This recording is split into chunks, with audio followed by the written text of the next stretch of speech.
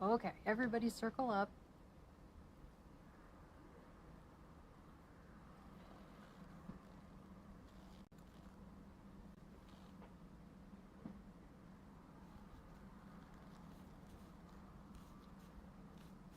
I knew there would be problems, and there were. I'm very sorry about that.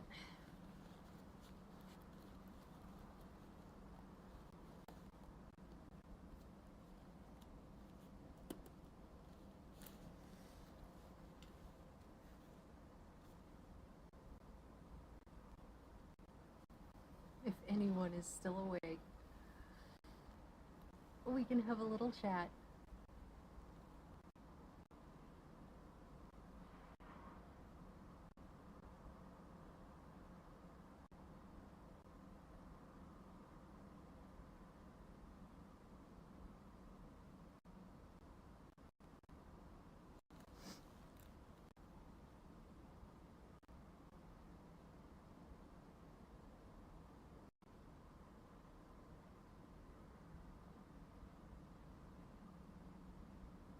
Oh, my bitrate is too high.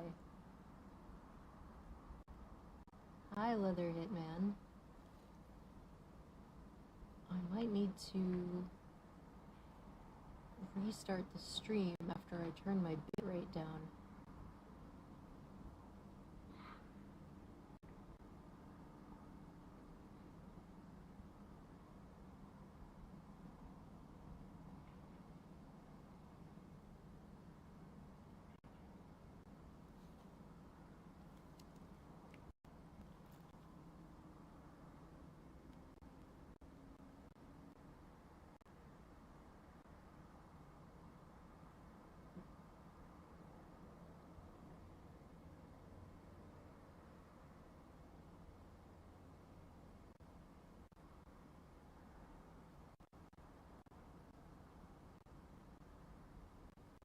And for some reason, my FPS is at 30, but I can't change that without stopping the stream entirely, it looks like.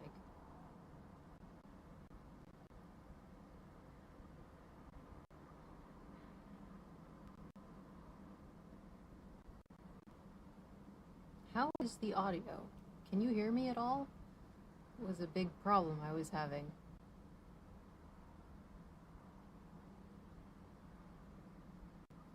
Yeah, it is very late. It's almost 11 at Pacific Standard Time anyway. But at least we have if nothing else, and then the next stream should go better.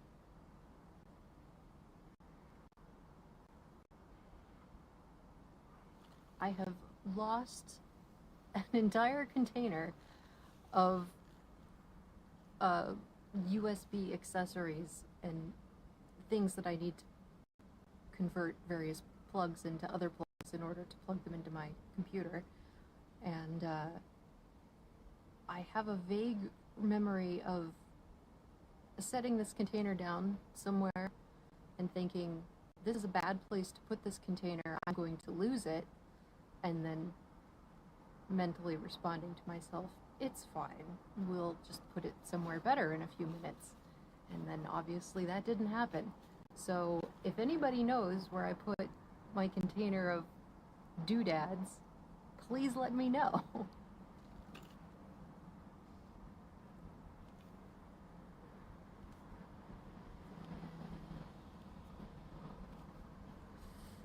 So I am not using my lavalier microphone, which I would prefer, but I think that this lavalier microphone has some problem with the pin adapter, and I am missing some component that I need to make my laptop actually pick it up. So Leather Hitman, you are here, and I'm very pleased, but I need some feedback from you. How is the audio right now? And how is the video? Is there stuttering? Is it too dark? Is the exposure bad? Any feedback?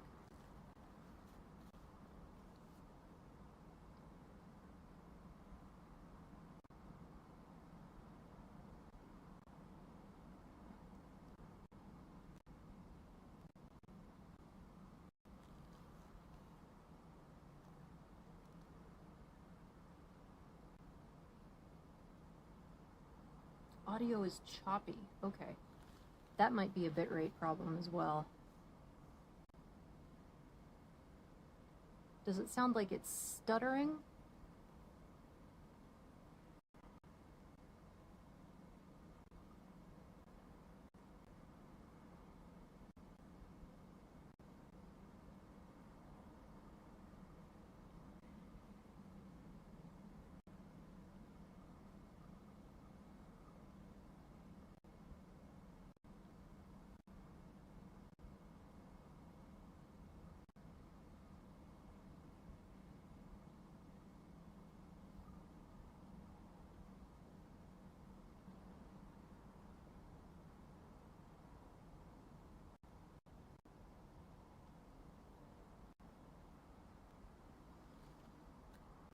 You can never just do anything. Everything has to be a federal fucking issue.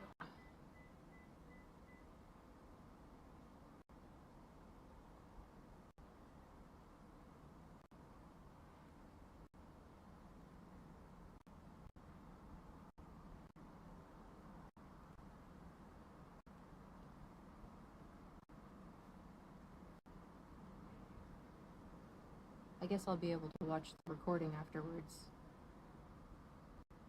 to do diagnostics as well.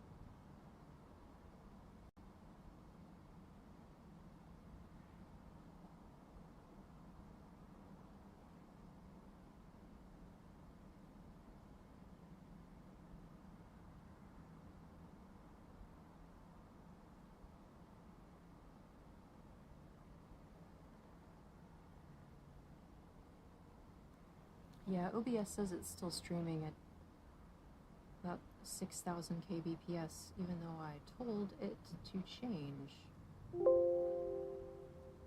So that is probably what's causing the audio stuttering.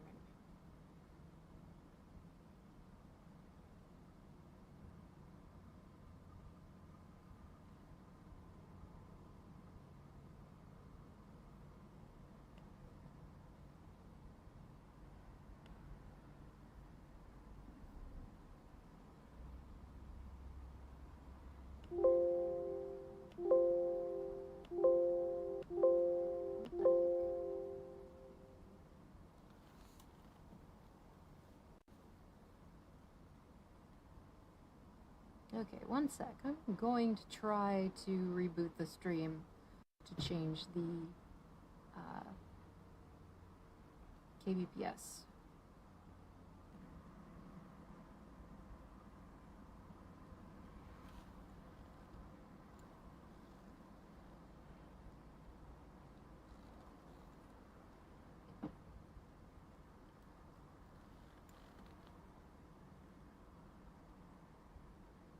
Looks like it.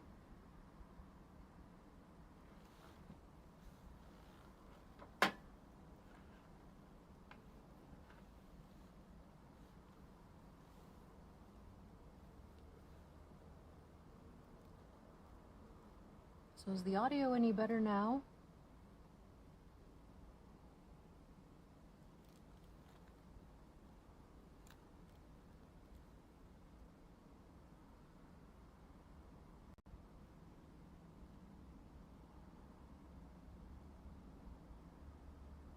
Oh, that's great.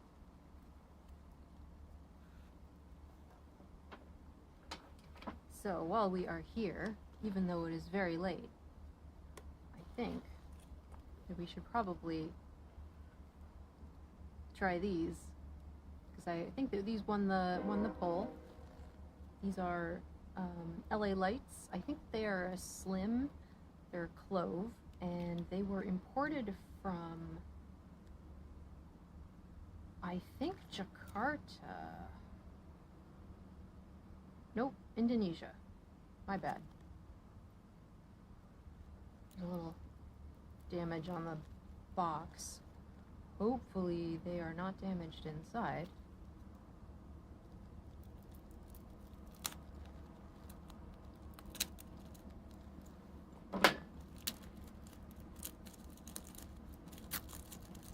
And of course they have the nasty tumors on the front.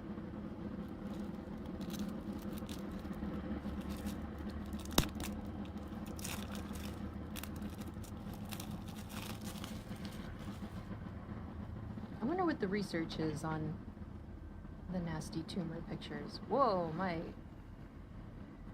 exposure is crazy.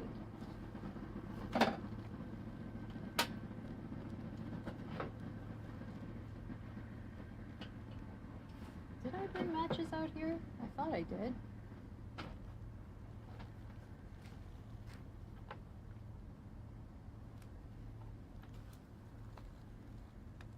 Oh, there's a lighter in here.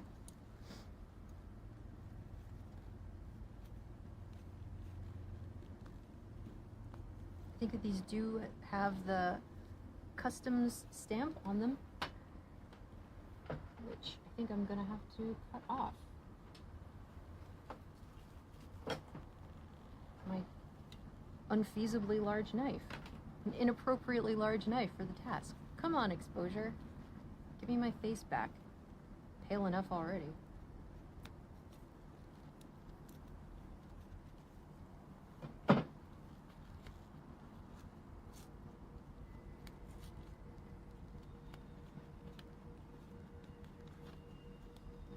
How's all this been for me since I started? Or do I have an inkling knowing there's a community? Whoa. Come on, exposure. Exposure is supposed to be locked.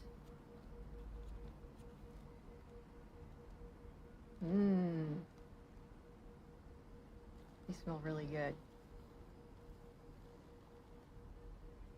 Oh, this is terrible. I'm gonna have to refilm this.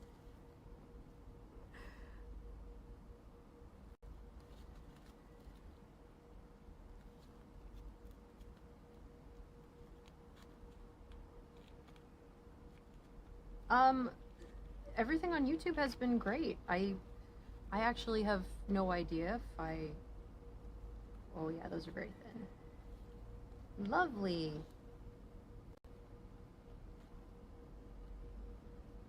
They smell very fresh. It's a fresh clove, and less of a dank clove, like I would describe jarums as more of a darker, deeper kind of clove. Oh yeah, I was gonna put these in my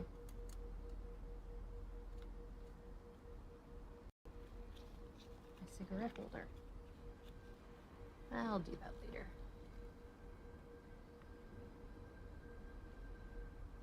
Yeah, they smell great.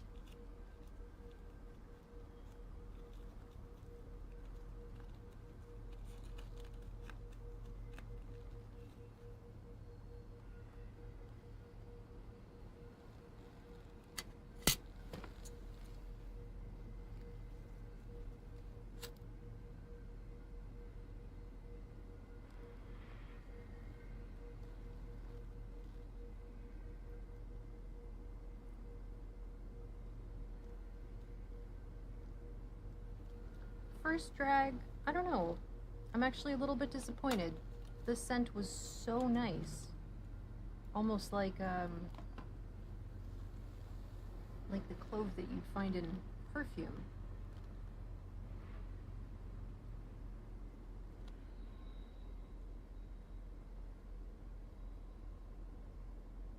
And the drag is tasting a little bit chemical to me, frankly. I like the look. I'm a big fan of the slim.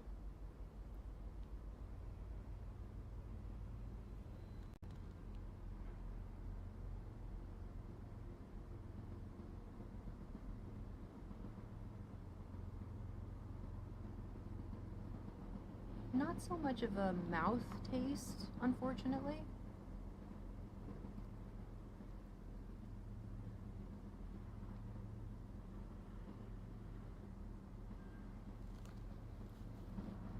Definitely a crackling with the clove oil, which is always nice. It certainly adds to the sensory experience.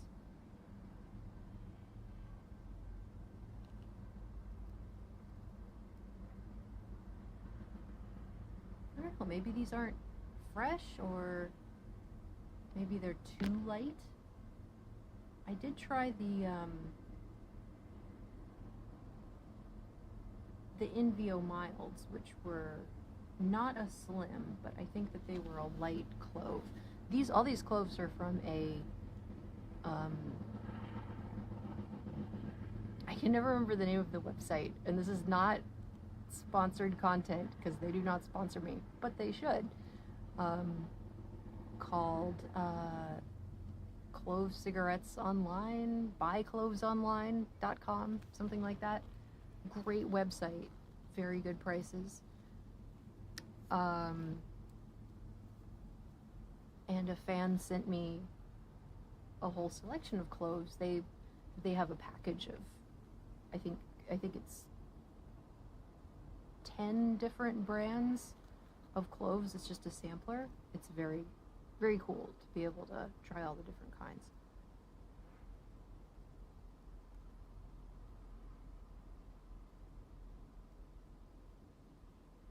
Yes, and these I think are vintage. The way that they have been worn in make me think maybe 80s with the buttons. I would have to check the labels. Here's a label. What does this say? Fashion expressions. So yeah, I would say 80s because it's like a script font, you know. I used to love that shit.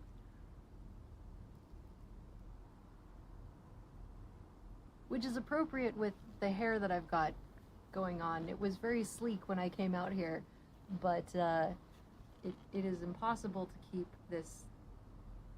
This is the Scots-Irish curly hair gene, and you cannot keep it straight. If there's any amount of humidity in the atmosphere, which there isn't really, I think it's like 50% humidity, but that's enough. Oops. Sorry, that was my dog walking alarm. I hope it wasn't too loud. I wouldn't buy these again. These have been kind of a disappointment, unfortunately. That's a shame. But I do have I have two others in the freezer right now.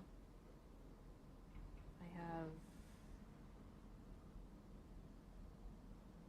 Jarum 76, I think, and something called Mr. Brown, which I have never heard of before. That's a new one to me.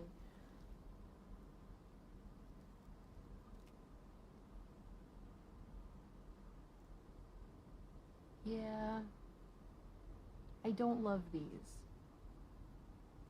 They're not for me, I don't think.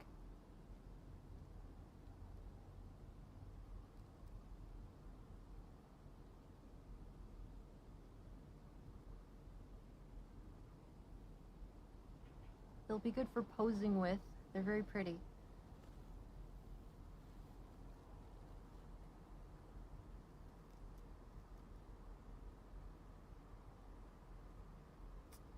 Yeah, I don't love them. Oh well. So I was thinking today, because I got a comment from someone about lighting with matches, which seems to be, you know, I'm not very familiar with the cigarette connoisseur subculture, such as it is, but I know that, you know, some people like lighters, some people like matches. So this person was asking about, you know, matches. Could I light some with matches sometime? And of course, you know, I would love to hear suggestions. But it got me thinking. Matchbooks used to be a whole thing. You know, you would collect matchbooks. There'd be beautiful matchbooks at whatever hotel or bar you.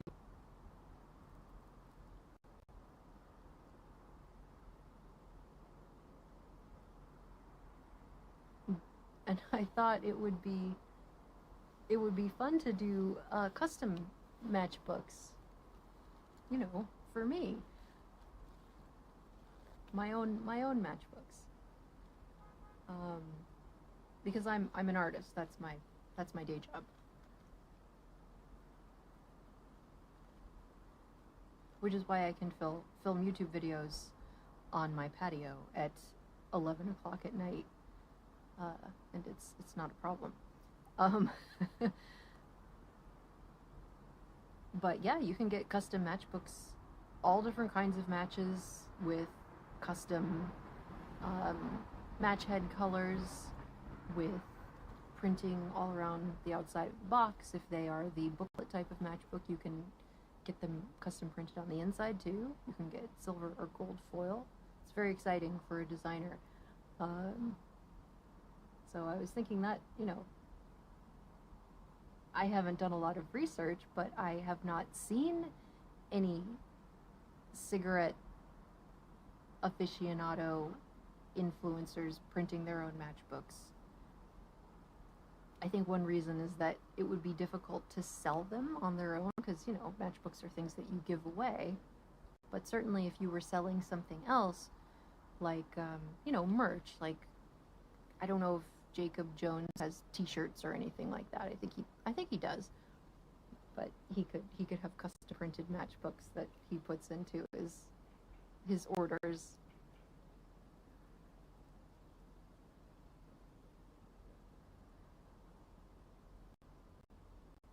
It's better than a business card, and it's better than stickers.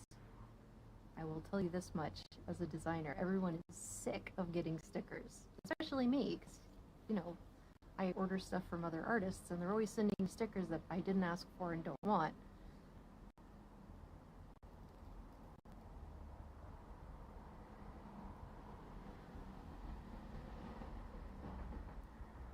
I have to be careful not to set my hair on fire. That would be very funny candid footage to have on my first live, as the spark drifts away into the night. So far, so good.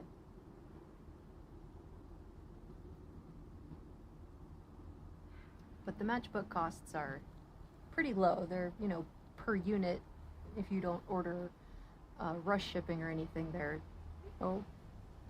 50 cents for the less fancy matchbooks, and they go up to, I think, like $2 for fancier matchbooks. And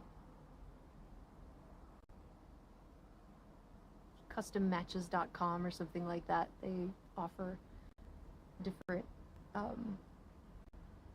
branded merchandise, which seemed aimed largely at smokers, weed smokers, to be fair, but yeah, they had custom printed rolling papers and all of that kind of thing. I like the matchbooks best, though. That's a cool thing for a swag bag.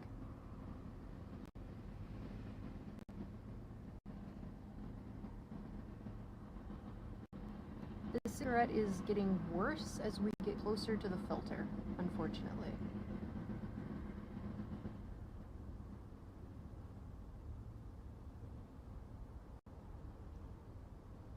It's getting harsher, but not in an enjoyable way.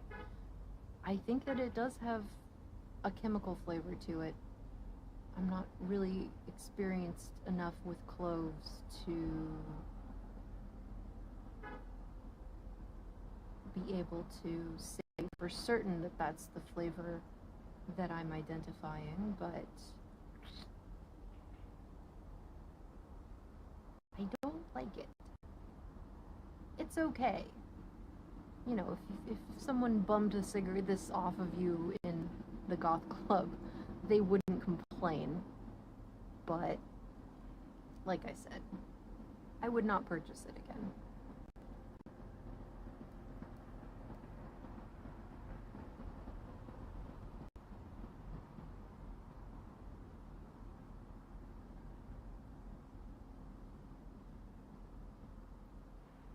A mini calendar. The calendar has palm tree, black cat, any kind of car, or are those suggestions for matchbook designs? We're almost done with this.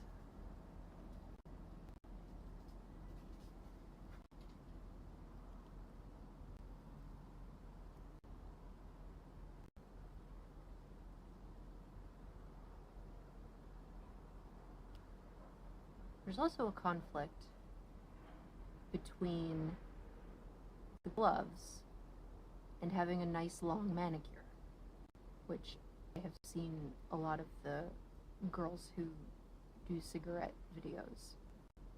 Of course, you know, you want your nails to look nice, but if they're long, it's hard to get them into the gloves, especially if, you know, you're like me and the gloves are already a little bit short.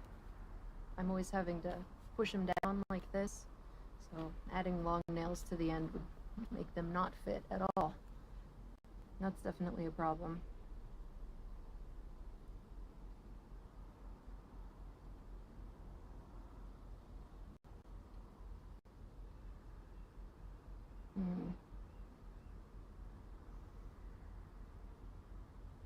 I gotta give these a thumbs down. Not a fan. I think we are all done with this one. And these were the LA Lights cloves from Indonesia.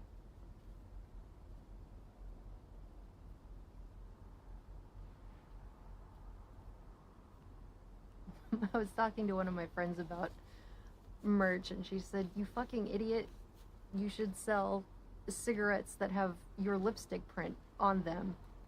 Which, would anybody really want that? I don't know. She might know more about this subculture than I do.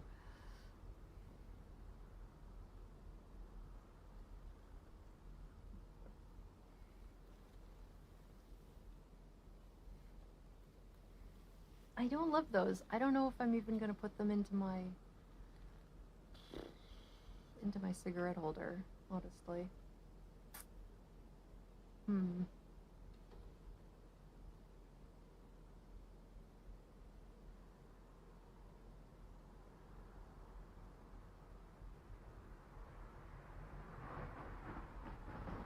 I do like light cigarettes.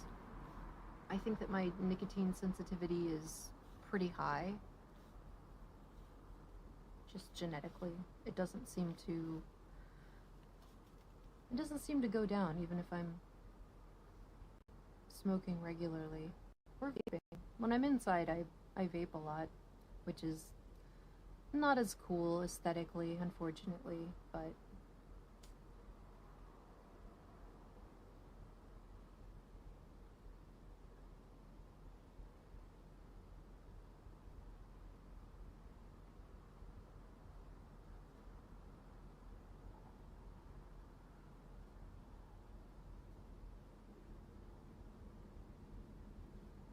optional but very attractive part of the look when it comes to leather. Do you mean the nails? Or that the gloves are the optional part?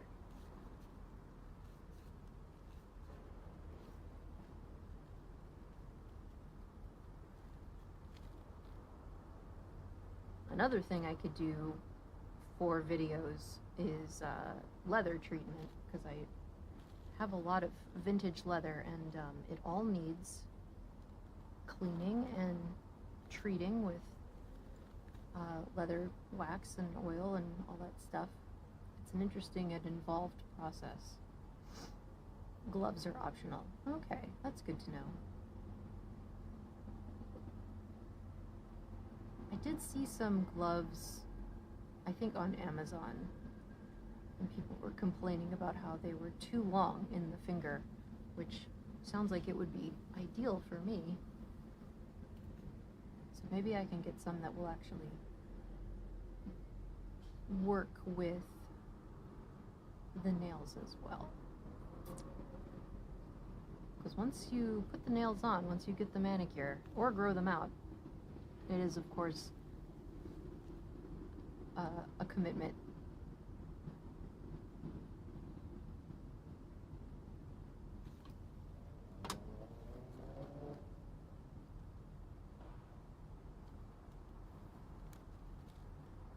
I haven't really looked at this package yet, so I'm just looking to see if there's anything fascinating on here that we missed. 15 milligrams of tar, 1 milligram of nicotine. It seems like a bad ratio.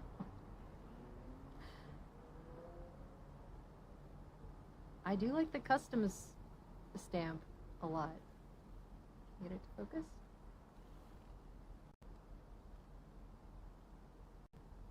I think there might be too much contrast.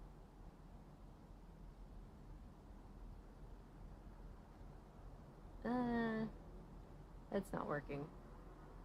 But there is a very beautifully printed little customs seal on this with a foil strip.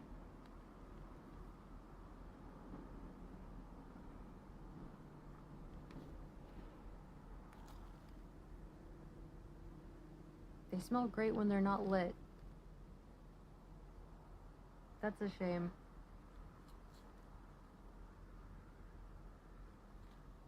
I guess as time goes on, I'll be able to form a tier list with all of the different kinds of cigarettes that I try.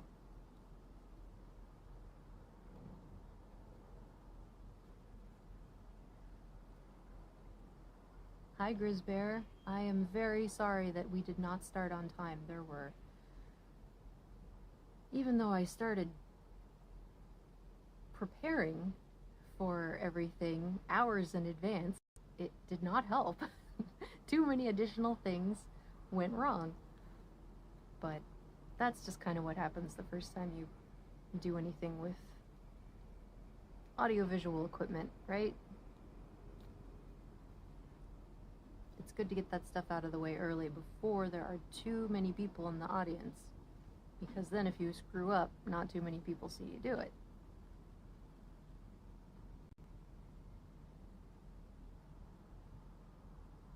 Yep, not a fan.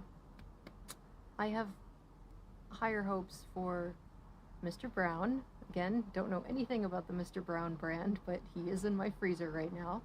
And Jarum 76, which just makes me think of Fallout 76 and makes me laugh.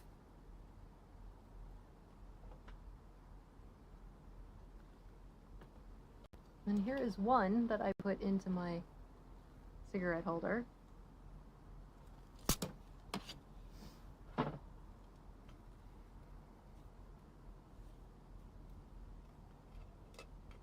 It is actually cold already. The weather changed very quickly. Come on.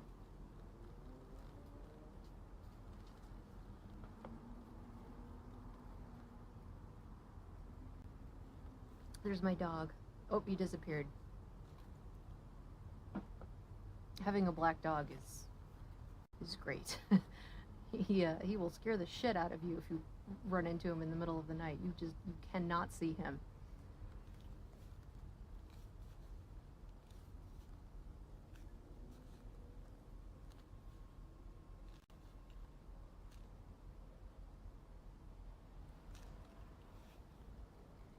How did I start? I don't remember. I was not a person who started smoking as a kid. It did not really interest me, except as sort of an aesthetic thing, but my father smoked a pipe, so I think, nicotine appreciation is certainly in the family. Um, I really liked when he smoked a pipe when I was little, particularly because when I came home from school, I could tell whether he was home or not by whether I could smell the wonderful pipe tobacco in the house. And he did quit at some point because I think he was starting to notice some health effects.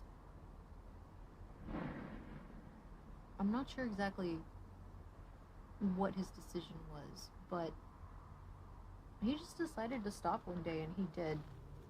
And I think that I have inherited that same gene where I can just sort of pick them up and put them down, and I do not seem to form any sort of an addiction, which is weird. I'm just missing whatever genetic biomarker it is that causes nicotine dependency. So for me, it's fully voluntary. I'm very interested in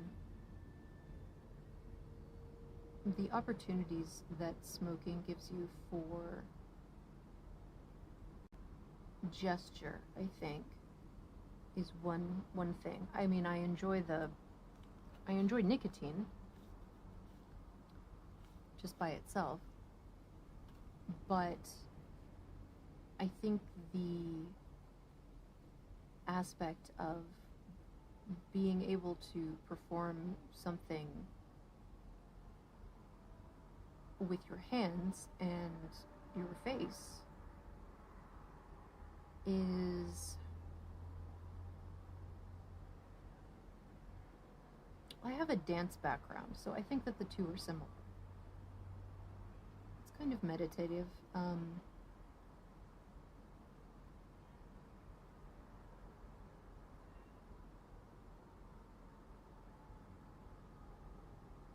I would really like to try more flavors. And I found a very good website recently that actually sells individual packs, which is great because most of the exotic cigarette importers will only sell you a $50 flat of a particular brand, and that's a big commitment if you are ordering a cigarette that you've never had before. I mean, these are a good example. Like, if I had ordered 10 of these, I'd be very disappointed. I'm glad that I got a variety pack. What was the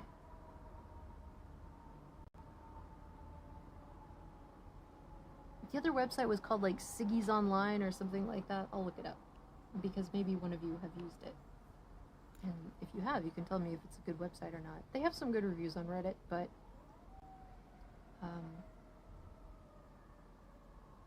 they have an amazing selection and many, many, many different flavors that you will never ever get to try in the United States, obviously, because all that stuff is banned and has been banned for a very long time. I still remember my much older goth friends bitching and moaning when the clove ban went through initially. And they were right. I mean, it was ridiculous and still is. But this website has siggysworld.ch, which I think means they're shipping from China. So yeah, they're selling individual packs for like $4, and that's great, especially if you're ordering a lot all at one time. So if anybody has ordered from Siggy's World, I would love to hear what your experience was. Like I said, they do have some good reviews on Reddit, but all of the reviews that I found on Reddit were very old, like 4 years.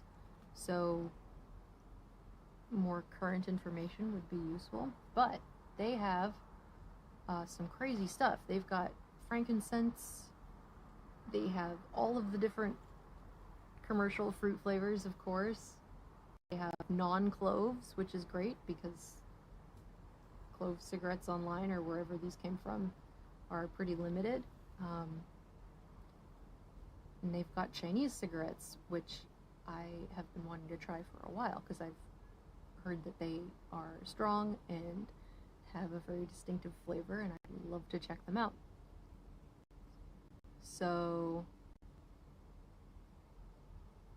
I think it's it's an active consumption like eating or drinking that offers an infinite amount of variety. So that's very exciting.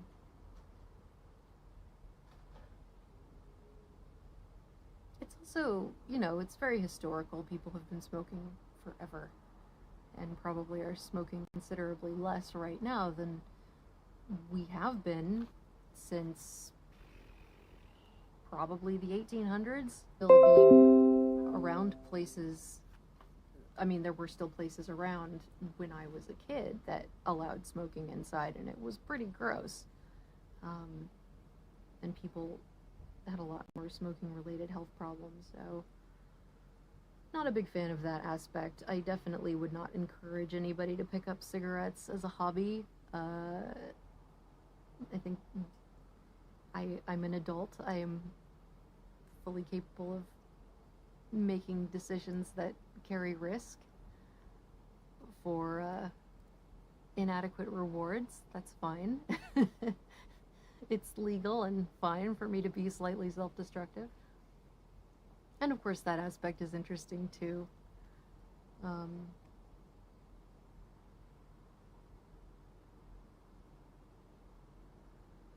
It's very cool. It's very cool to smoke because smoking is bad for you. So, but yeah, I'm interested in variety and novelty. Novelty is like my favorite thing. I get crazy if I don't get to do anything new for a long period of time. So, where you going? Dog's going inside. He's bored. He's too young to smoke. Let's see. Let's catch up with the chat. Cool Marlboro. Other favorites. Nat Sherman, I think.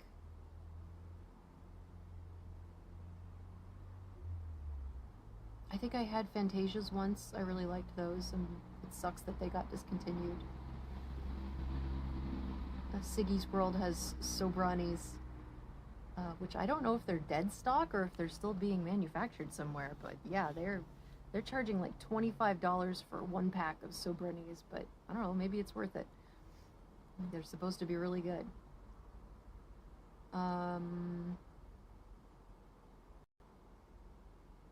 Not to be a hipster, but I do like American Spirit.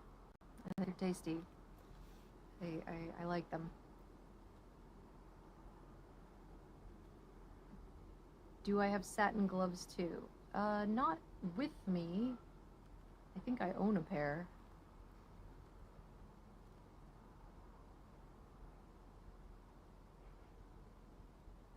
Is it Fumando? Oh, Smoking Women. Got it. Fumando in Feminino. He's got to go to work. Thank you for stopping in and saying hi, though.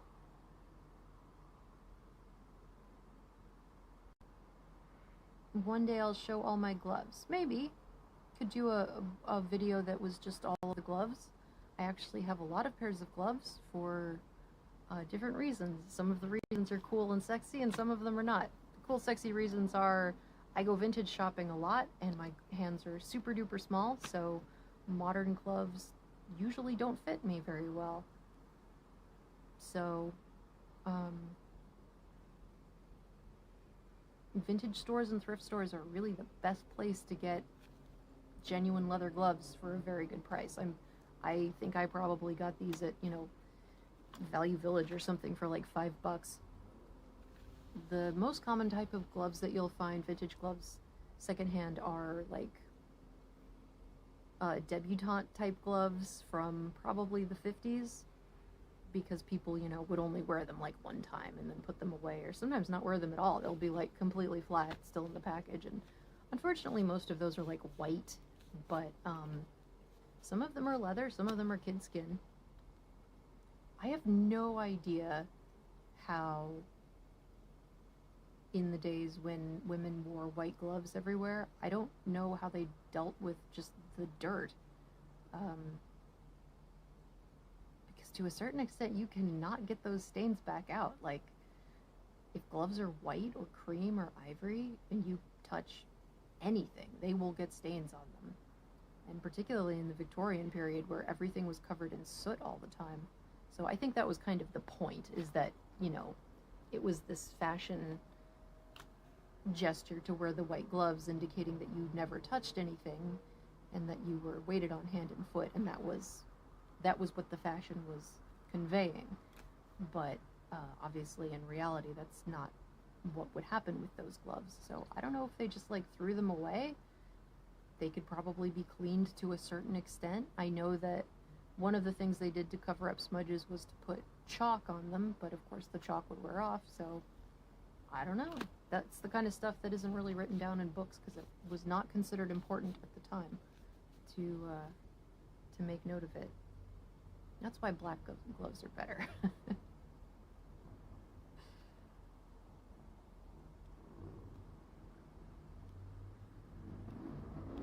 Let's see, gotta catch up with chat. When this kicks up, could I see myself doing full-time smoking content? I don't know if I smoke enough to be a full-time smoking content creator. I assume that Jacob Jones is full-time. He seems to, I think he uploads every day, right? But, I don't know, maybe. It really would depend on if it paid enough. What is going on with my exposure? I didn't really start this with the intention to make money from it, but the fact that I think I've gotten a good response to the InVio mild review video, but I don't actually know how to compare the numbers. The numbers seem good. It's at almost 10,000 views, which is not big by YouTube standards, but I think it's big for little tiny account standards. And I got like 400 subscribers in 9 days, which again seems good for a very small account, but I actually don't know. So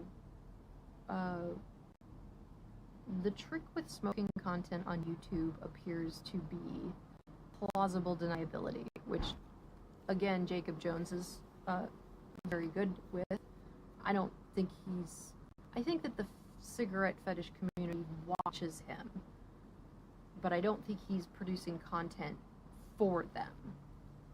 And the girls that I see on YouTube who are explicitly producing cigarette fetish content are not plausibly deniable.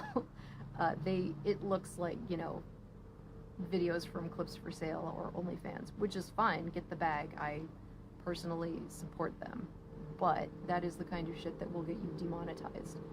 And so they probably are not making a lot of ad money, whereas I think that the people who are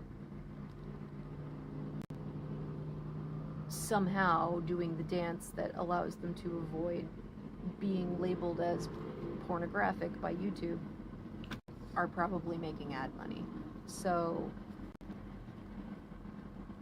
there are different approaches. I'm not super interested in the OnlyFans approach. It's just would be a lot more work for me. It's not really something I'm particularly interested in. But you definitely see overwhelmingly male creators doing the non-fetish, big quotation marks, the non-fetish cigarette review content. And then the women seem to be sidelined automatically into, YouTube says this is porn because there's a girl in it. So, it's difficult to do that dance. All YouTube content creators right now, whether they're doing, you know, this kind of stuff, whether they're playing video games, whether they're doing reviews, like, all of them are constantly fighting the fucking monetization gatekeeping. It seems exhausting. I haven't, you know, made it my job yet, but that would certainly be something that I would have to deal with if I decided to make it my job.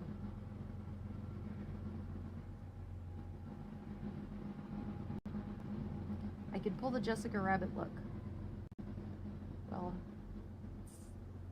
it's a hell of a compliment. I'm definitely not built like her. Vintage leather haul and try on.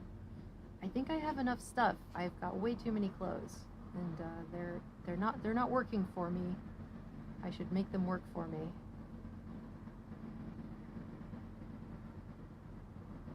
Leather is best in black. Probably true. It's a classic for a reason, right? I've got my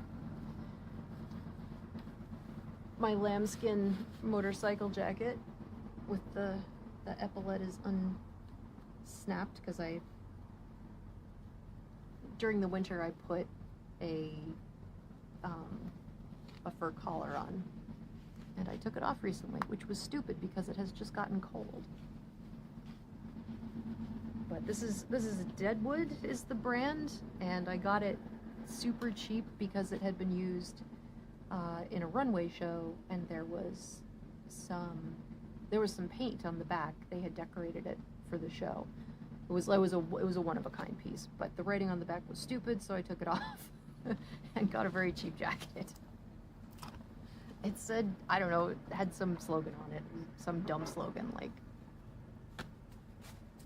I don't know, it was like a Hot Topic type slogan. You know what I mean. What else? What else is in chat? Risque definitely off YouTube, but safe approaches are definitely things like this. Leather and smoking. Yeah, maybe. I mean, I do see a lot of girls like I said, their videos are the setting and the framing and the outfit and everything's, it's like, I know what this is. This is fetish content. So I don't know. It's hard to determine. The last video, the Invio mild review, was flagged for, they age restricted it, which is like a death knell for a video, because when people are surfing YouTube, they're usually not logged in on their age-approved account. No children are looking at my account. I checked my analytics. Nobody under the age of 18 gives a shit. And actually, the vast majority of the viewership are over the age of 50. So, I mean, I don't really care about that. I don't think a video of me sitting on my stoop and smoking a clove is going to corrupt any children. They're going to look at me and say, that looks lame, and that lady is old, goodbye, which apparently is exactly what happened, because again, they are not on my analytics at all. But, you know, YouTube, of course, is awful about that shit. What was I talking about? Oh, it got demonetized. That video got demonetized, and I appealed it, and I do not know why my appeal worked. No clue. Possibly because of the plausible deniability aspect. I mean, I am wearing leather gloves in that video, but otherwise just kind of dressed normally. And there's, you know, it's daylight, and it doesn't look like a set, you know. And I'm not wearing a ton of makeup, so who knows?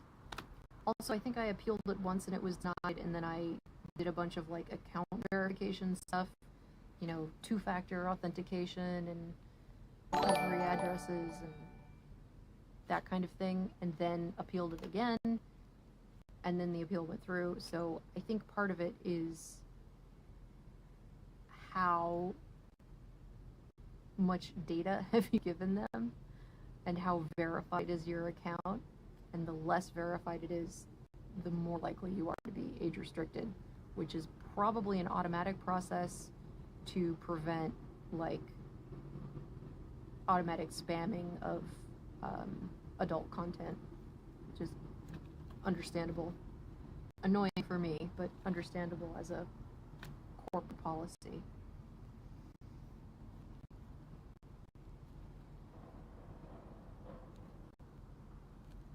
Redline revving virtual tuning. What's up? Hello. Shorts. Yes, shorts. See, I hate TikTok and I don't use it, but obviously shorts are being heavily monetized right now. Like, they really, really want you to do this short form video content. And that is true everywhere.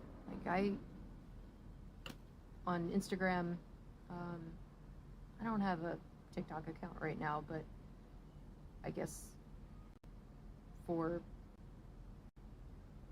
this project, if I continue making it into a project such as it is, then yeah, I'll probably end up on TikTok as well.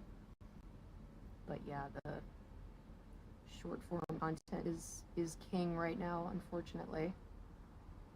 Luckily, there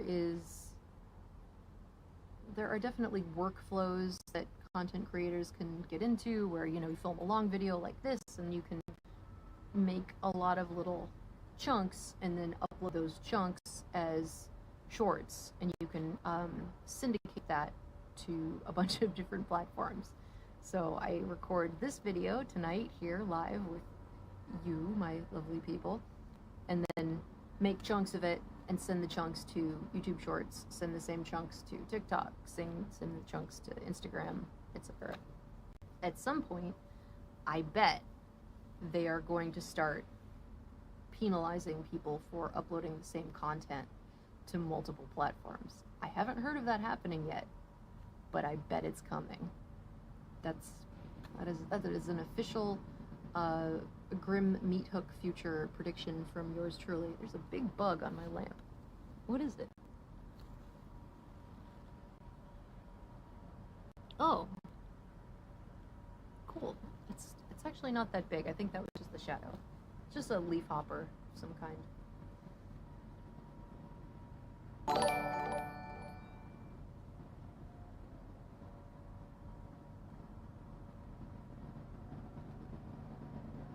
How am I? I'm okay. I'm a little cold. It's kind of cold out here. even though I'm wearing my jacket. Should have put on more layers. It is getting kind of late, so probably we'll end the live pretty soon.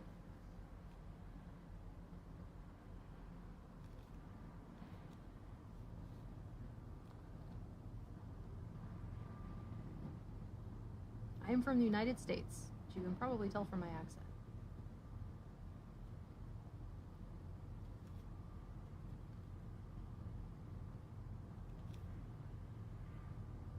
How did I discover smoking fetish? Wow, your username is smoking live streams. That's interesting. Do you compile playlists of smoking live streams on your channel? I've noticed if there are a few channels that sort of make playlists for other people to find content on.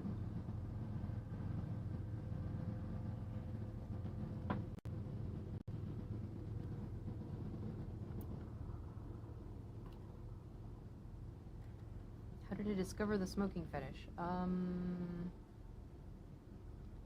think I was asked to model for a smoking fetish website many years ago. And I didn't end up doing it at that time because they were not interested when they found out that I wasn't like a regular smoker at the time. So I didn't have the moves. They didn't think it was cool. So, I don't know. I think I am informed about fetishes generally. I just think it's interesting that people are into stuff. I like researching that kind of thing and thinking about what it is about a specific fetish that would make somebody happy. and I think that you get a lot of insight into humans generally, but also, you know, that person in particular by thinking about that subject.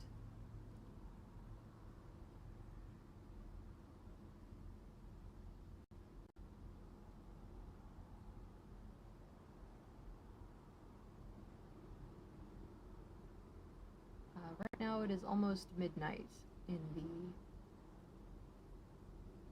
Pacific Standard Time zone.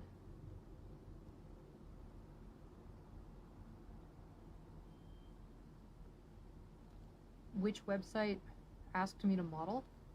I'm sorry, I do not remember. It was a very long time ago.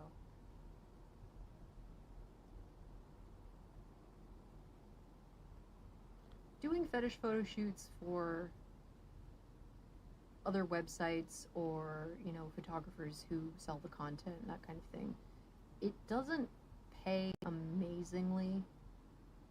It's okay, but it's usually not more than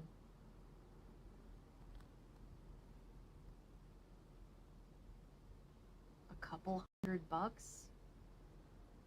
for a lot of preparation. And, you know,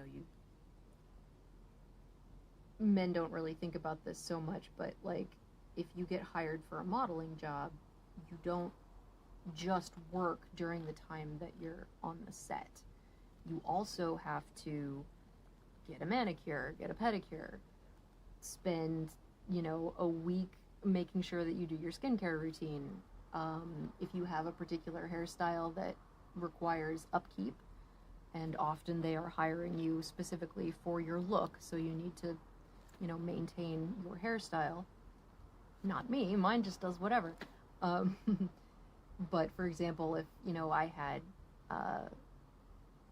bleached platinum hair for a long time, which I would like to go back to, but it's just a lot of upkeep. So if I was hired for a job specifically because I had the platinum hair, I would need to make sure that I had a hair appointment or that I bleached my own hair in time for the photo shoot so that I didn't have like roots showing and stuff like that. And so that adds 10, 15, 20 hours of additional work onto that one photo shoot that you're only getting paid a couple $100 for.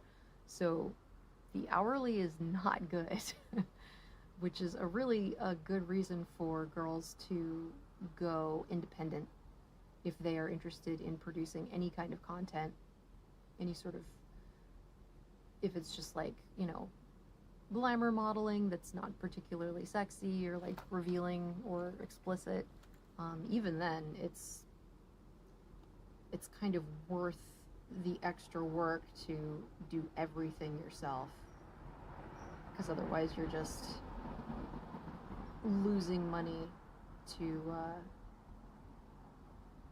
middlemen, basically.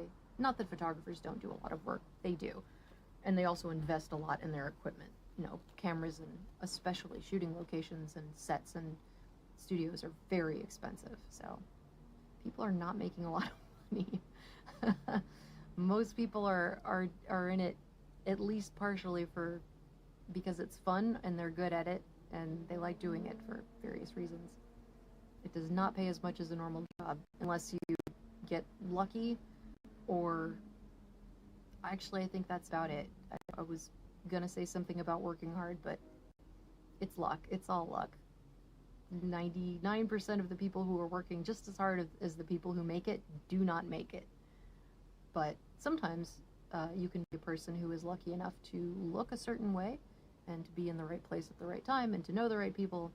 Then you start making money with modeling, but that doesn't happen very often.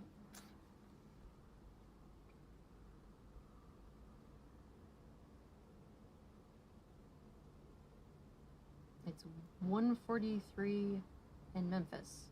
Well, that's kind of late, and it is a school night, so we should probably all log off pretty soon.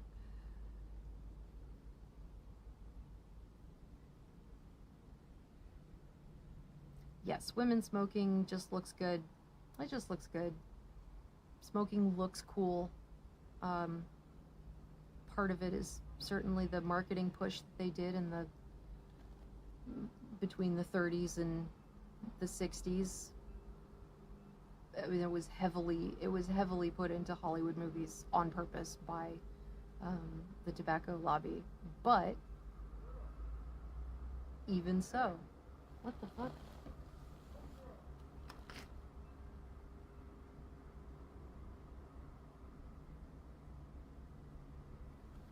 Okay, I don't think that involves me.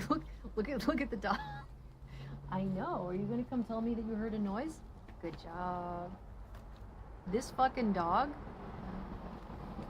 Give me my exposure back. Okay. This dog. I have not had a single man be impolite to me in public since I got this dog, because he's a 90-pound black German Shepherd mix, and he does not fuck around. It's like having a loaded gun on my belt. Probably the best decision I've ever made. But yeah, he just heard something going on down in the street, and he did his growl. He went, "Rrr," and then you saw him. He came right over to tell me about it. He's a good dog.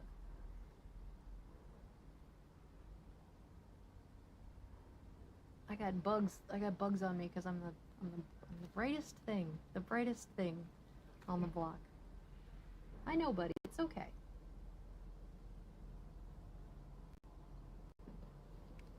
Hi. Yeah. Are you worried? It's okay. Don't worry. Don't worry. Oh, dog noises. It's okay. It's okay. You did a good job.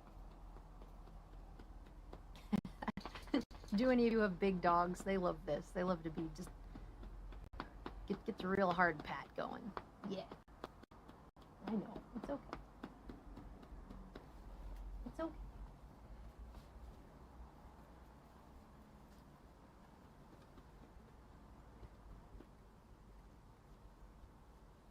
My hair is perfect just the way it is. Thank you. It torments me every day. It is my greatest enemy.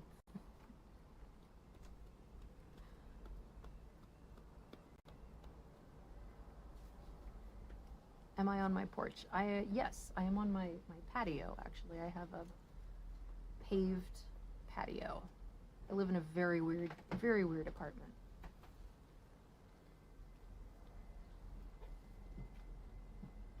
But it's got a great patio.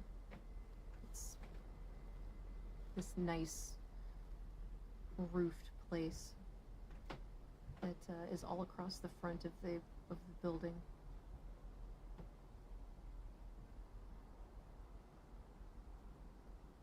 Can I do smoking tricks? I can do kind of a bad smoke ring. I'm not very good at it yet. I could do a French inhale. I don't know if that counts as a trick, though.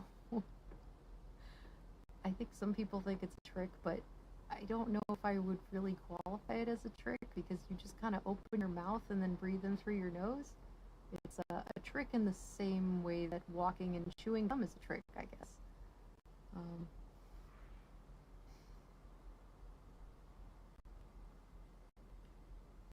Is he my guard dog? Yes. He's not explicitly trained to be a protection dog in a formal sense, because I actually think that is usually a bad idea. You usually end up with a dangerous dog that is anxious and difficult to control. It's usually not good for the dog or you, and something like this guy, who is mostly German Shepherd, they have enough protection instincts already. You do not need to train them anymore. You do not need to train them to be more reactive to potential danger. He came this way out of the box. He knew how to growl at strange noises in the dark when he was a few weeks old. So actually the tough part with these dogs, and the thing that people who get protection dogs don't really understand is that with dogs like this, you really need to be training them not to be aggressive. You don't need to train them to bite or attack. They do that naturally.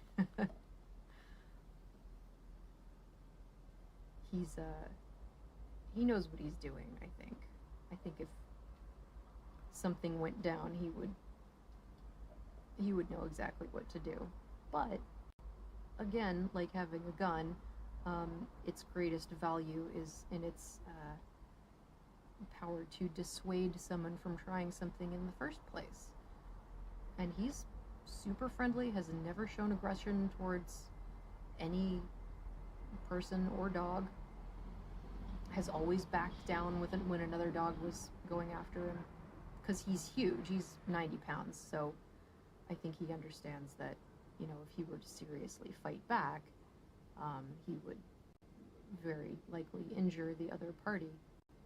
But, you know, people who might not have my best interests at heart don't know that about him. He is a mystery to them. So that's the best value of a dog like this, you know. He only has to bark once for somebody who's thinking about breaking into my apartment to decide that it's not worth it. And it's definitely not worth it. Like, would you break into an apartment to steal stuff if you had to deal with a dog this size? No. If you knew the dog, you could sneak in, but no, it's not worth it. I actually read an interesting study about that recently. There was a correlation between the number of large dogs that people owned in a neighborhood, particularly if they were allowed access to the yard regularly, and lower levels of property crime, because dogs were just a really good combination alarm and deterrent system. So it's like having a gun turret in your house that also has an alarm attached to it with a motion sensor.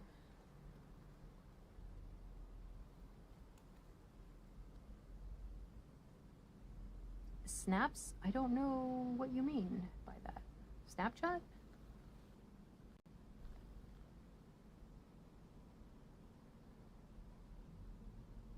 Nose exhales? Yeah, I think everybody can exhale smoke through their nose.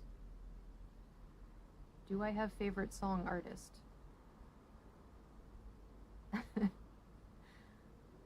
A musician?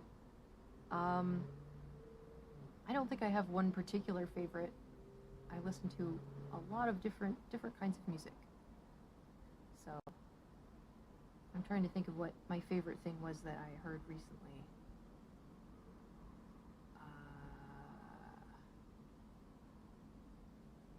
It was a string quartet. Oh yeah, it was Death and the Maiden string quartet, which I want to say Bertolt Brecht, but I might be wrong. Hang on.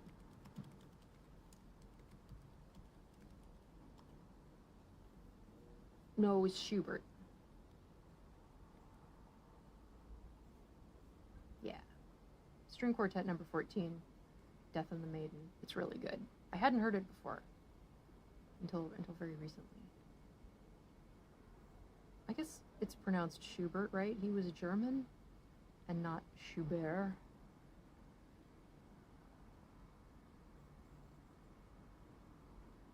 Austrian.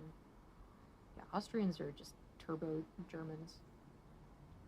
I apologize to any Austrians who may be in the chat right now. I'm not serious about that. It's just how Austrians seem to Americans.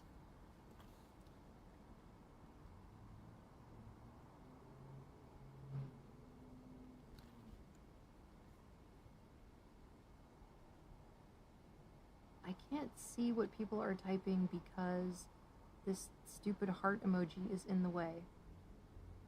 Get out of here.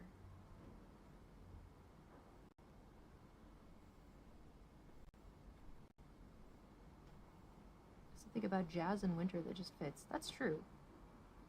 I really like If you ever listened to Bohren and Der Club of Gore, speaking of Germans, yeah, those guys are German. They're part of a super, super tiny little micro genre called dark jazz or doom jazz. But if you liked Angelo Badalamente's scores for David Lynch movies and shows, you would probably like dark jazz. I think it's a larger genre than it used to be. They started making music probably way back in the 90s, before anyone was doing stuff like that. But I think the best album to start with is probably Midnight Black Earth. It's really good.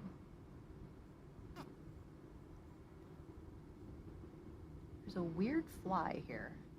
It's the middle of the night, buddy. You're supposed to be asleep. It looks like a blue bottle fly, but I'm pretty sure they are diurnal, so he is not supposed to be here. It's a shame that they spread disease and are disgusting, because they're very beautiful. I'm getting a good look at him in the light here. You can see the iridescence shining off of his chitin. Oh, snaps are a smoke trick. I think I know what you're talking about. It's where you exhale a little bit and then pull it back in. Favorite movie genre?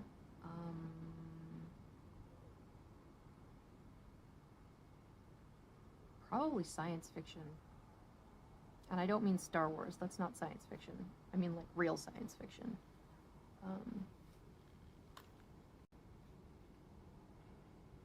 I think one of my favorites I saw recently was Europa Report, which was really impressive in terms of how realistic it was, and all of the practical effects they did,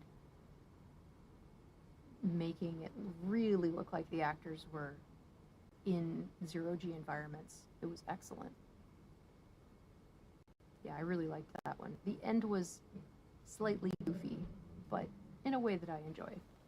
What's up, buddy?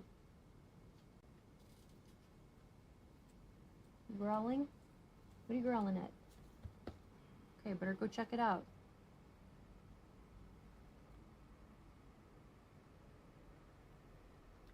Yeah, see, like, even this guy, the dog, who's super chill and has been trained for 6 years consistently by me personally to chill the fuck out, calm down, don't get anxious, it's okay.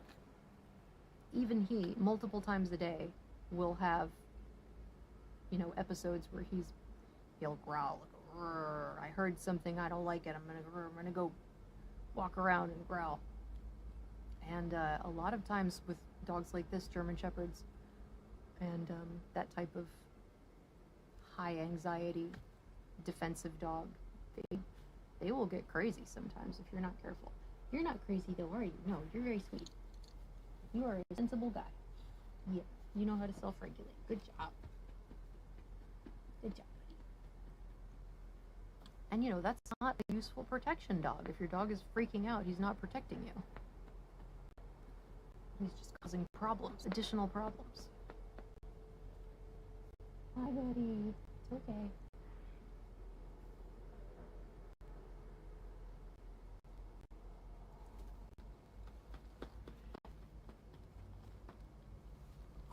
Hi. Wow, I'm so cool with my dog and my leather jacket and my cigarettes.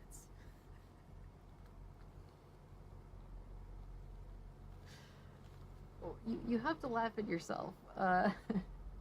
It's certainly it's fun to embody the archetypes, but I think that you need a certain amount of self-awareness too. Hi, buddy. Hello.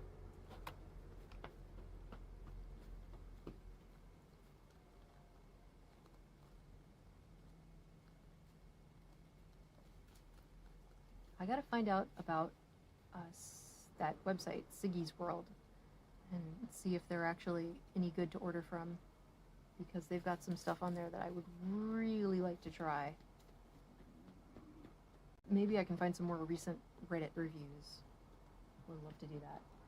Also, if there is a particular brand or type that you would like me to review, I do have the Throne wish list. The link has been posted in chat a few times by the bot. God damn it.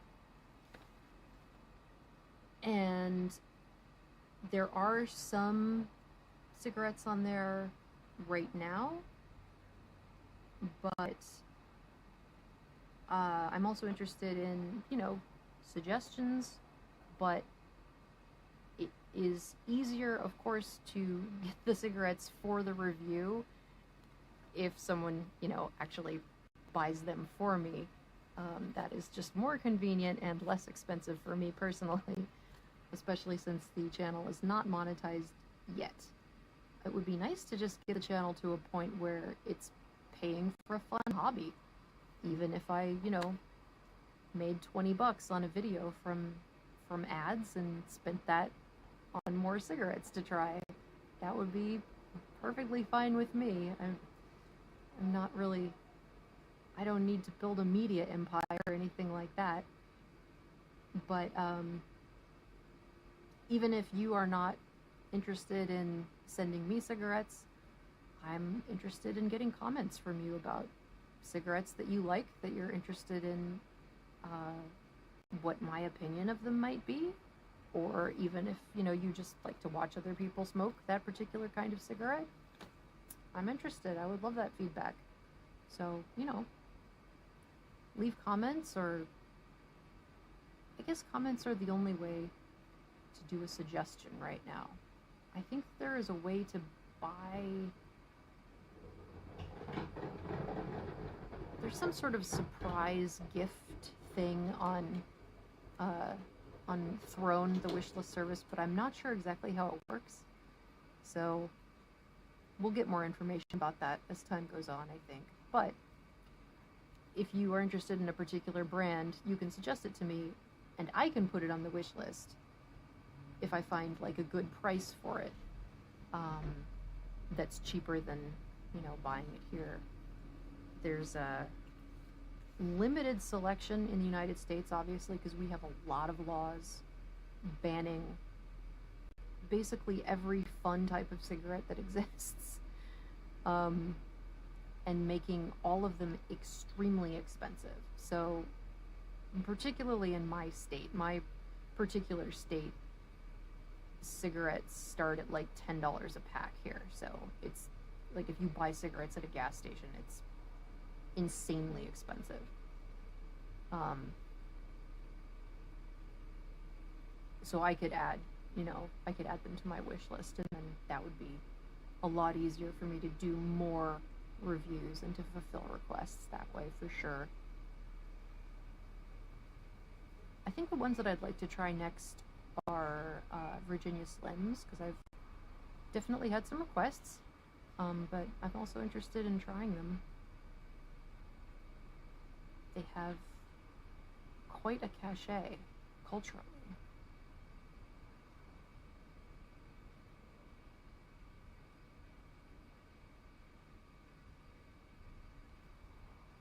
I think I'm behind on chat. I'm sorry. I'm really getting off on a tear here. You guys are a captive audience, and it's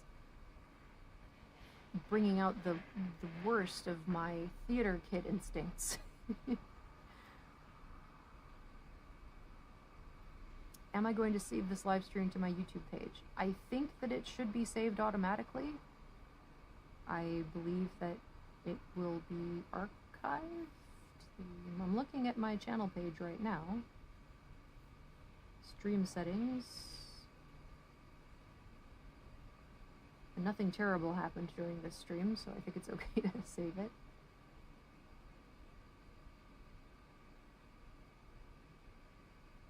Yeah, according to all of these settings, it should be saved as a VOD on the stream page automatically, I think. I'm super new to YouTube, so this stuff is new to me. I might screw up.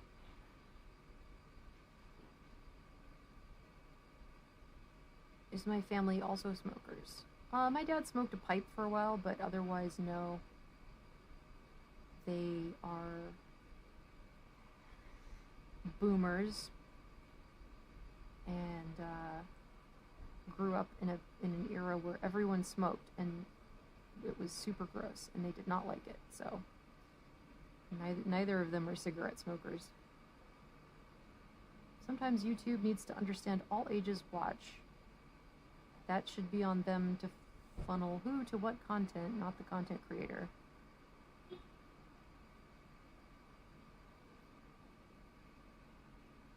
My parents do not care what I do.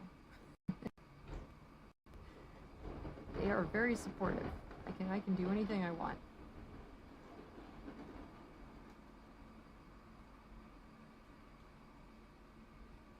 We're all enjoying the content, says Grizzbear63. That's really nice, thank you.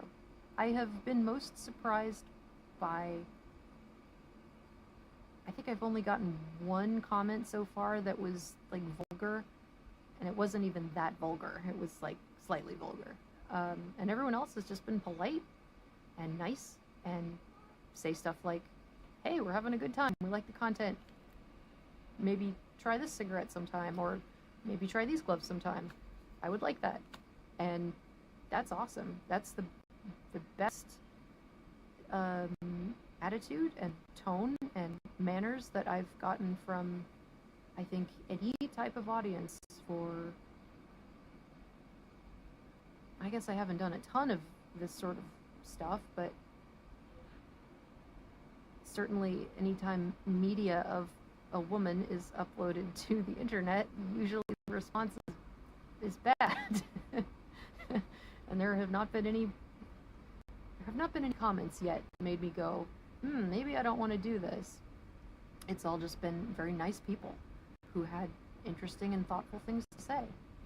Or they just left a short comment like, hey, I'm having a good time. Thanks for the video. And that's awesome. It's always worth leaving that type of comment.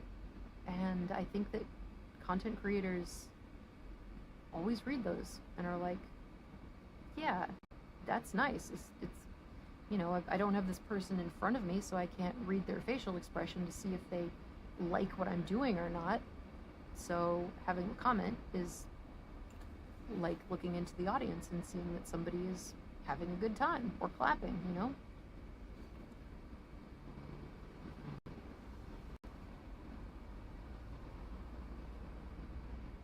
With the ad takeover, you'd think it'd be easy for people to get ad revenue. I mean, we live in a corporate oligarchy, right? Like, freedom of speech is guaranteed by the Constitution, but it's completely meaningless because every single speech venue is privately controlled. So, YouTube de facto controls speech in the United States. Twitter controls speech in the United States. It has nothing to do with the Constitution. And legally, they are absolutely within their rights to say, we don't like you doing or saying something, and so we are going to take your access to our platform away. Which is their right, because, you know, it's corporately, privately owned. They own it. And when their advertisers say, hey, if somebody says the word fuck within the first minute of a video, we're not going to advertise with you because it makes the lobbyists who own our public shares uncomfortable, then YouTube says, yes, sir, and that's where we are. That's what's happening right now. So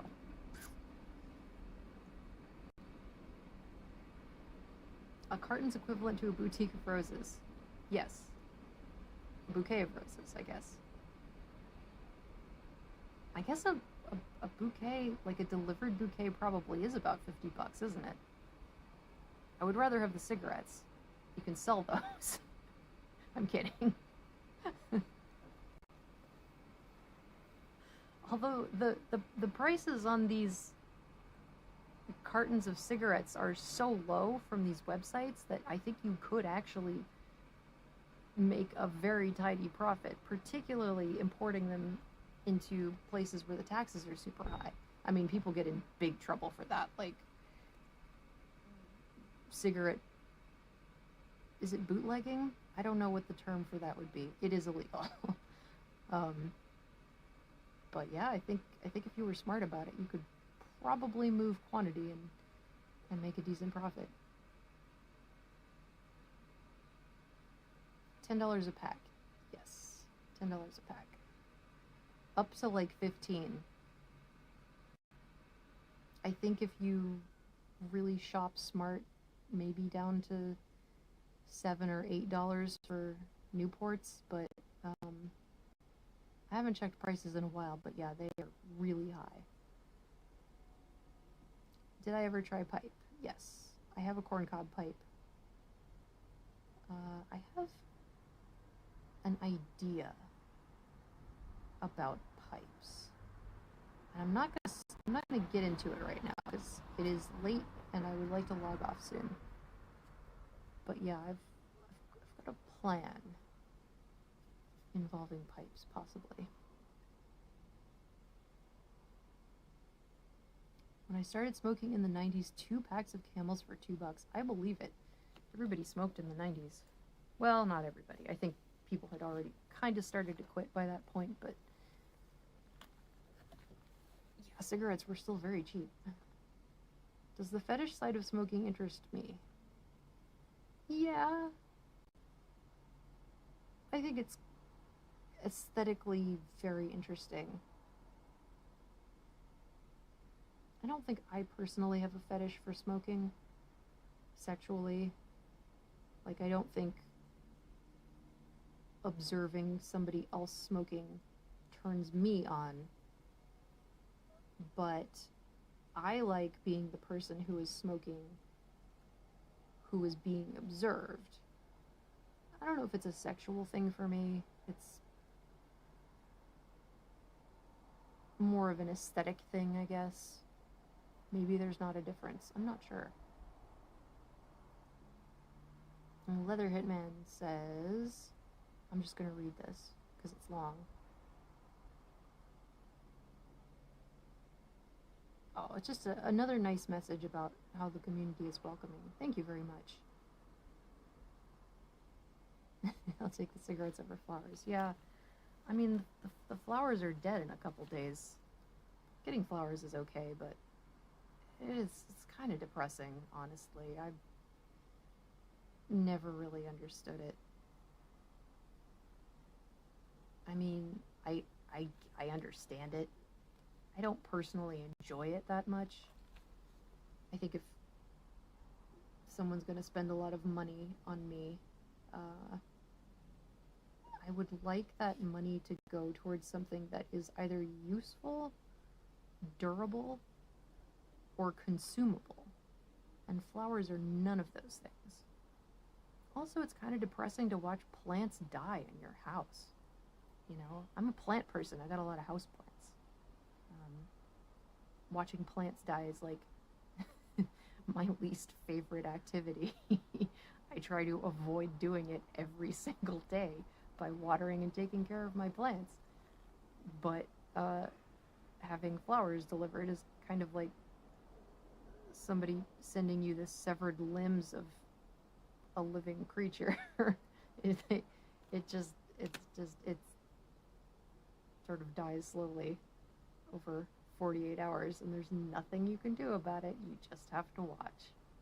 So yeah, not really a fan. I think people should get sent living plants in pots more often. People get given orchids a lot, which is not a good gift because they are very difficult to take care of, so they always die anyway. But I think giving people alive plants would be nice. I give people alive plants a lot because I have a lot of different house plants that do well when they're cloned, so you can just, cut off a rooting node from one of those and stick it in some dirt and it'll turn into another happy little house plant most of the time. And they're very low investment. You don't have to know a lot of special stuff to keep them healthy. And the other thing I tell people if I ever give them a plant, because it's like giving someone a plant is kind of an imposition. So it's like, oh no, I have to take care of this thing. Thank you very much. I'm always like, don't worry. This plant I'm giving you is a clone of my plant, which is really big and way older than I am because my mom gave it to me and she got it when she was in college. So if this clone that I'm giving you dies, it's totally fine. You did not kill the plant. I can just give you another one if you want it. No pressure. And I think that's probably the best way to give somebody a plant, because it is, you know, here's this thing you have to take care of until it dies. So that's why people always throw orchids away. Most of the time when the orchids are thrown away, they're perfectly fine. They can be nursed back to health. I'm always finding them in dumpsters and stuff and bringing them back to my house and trying to save them. I've been fairly successful a few times. Unfortunately, the last orchid I rescued, I was not able to keep it alive during my last move. They're just delicate.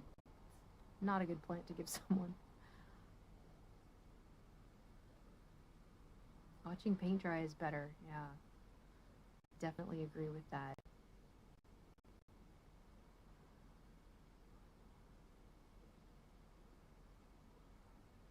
I have really beautiful roses in this neighborhood, so I get to enjoy flowers just by walking the dog.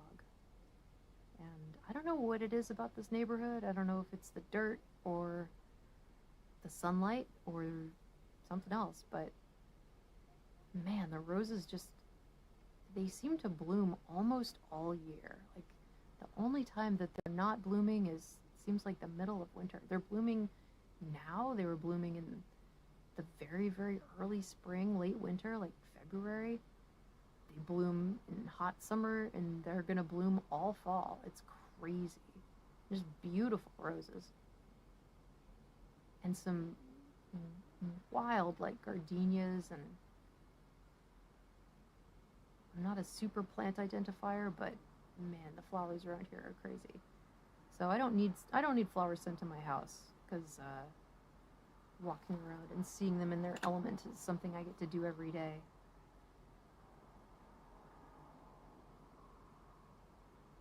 There must be rose cigarettes, right? That has to be a flavor or a scent that is... I think I have either seen or heard about cigarettes that have rose petals on the tips. I don't know if they make them anymore, but that was definitely a thing at some point. I would love to try those. Things used to be flower flavored more. That's not really trendy for us in the modern era, but 2 centuries ago for sure. And I really like rose and lavender flavored ice cream and candy, so I bet they would be really nice in a cigarette. Rose hips? I think I've heard you can smoke rose hips, right? If you dry them and prepare them? You already asked about satin gloves, and I already answered. I don't think you can make gloves out of silk. That's not a material that would stand up to that kind of pressure.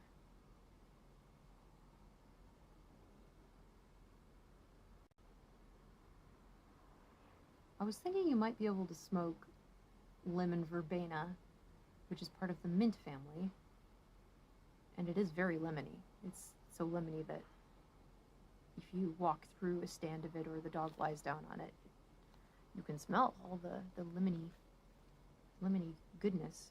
And I think that you could try drying that and smoking it in a pipe, and maybe it would be good.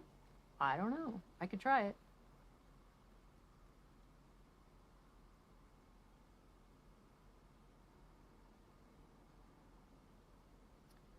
Hello, Rai Rai. I'm glad you made it. Yes, the stream did in fact have technical difficulties as predicted, unfortunately, so I got started super, super, super late.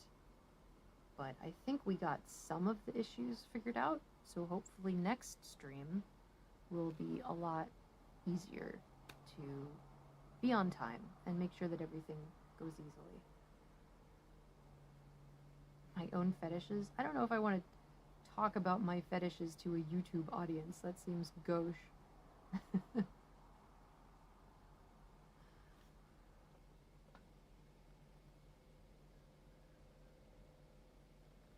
Also seems like a really good way to get demonetized.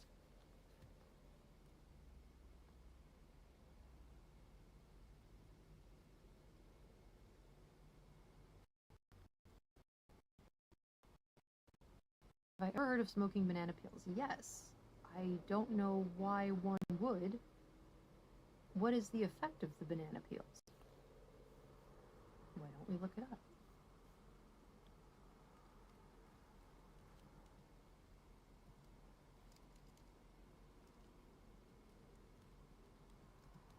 Smoking banana peels.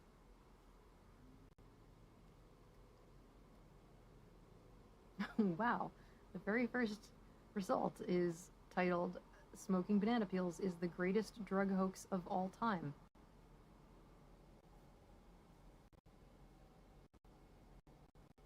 Yeah, I don't think banana peels have anything in them that would do anything for you if you smoked it.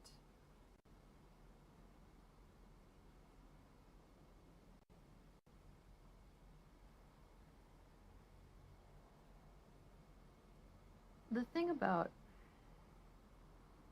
all of these urban legends about, hey man, if you smoke banana peels, you'll get high and it's free. You can just tell somebody that and they will smoke a banana peel and feel high and they'll go, wow, that was great.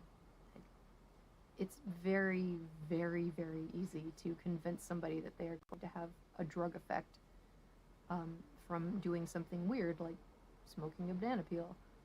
So that's why these myths get started, and they usually start as apparently this one did in a scientific paper, which a bunch of people misunderstood. That is usually how these things get started. I do a lot of reading about these topics. They're interesting to me, so I am a enthusiastic layman. I don't have any formal training in biochemistry or anything, but I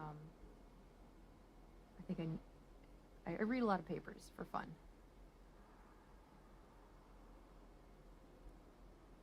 Let's see. It is because bananas contain serotonin, apparently. I don't know if serotonin even survives combustion. Like, that's the other thing.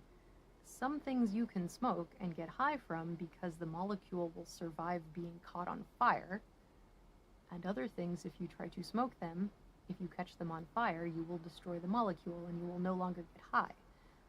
So I don't know if serotonin is one of those ones where you can smoke it and get it into your brain where you want it in order to feel its effects. Probably not.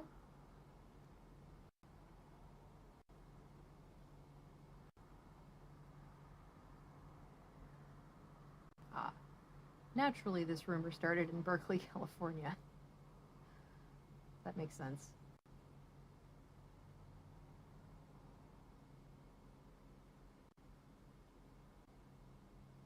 Yeah, this is a 100% bullshit folk belief. That's very interesting.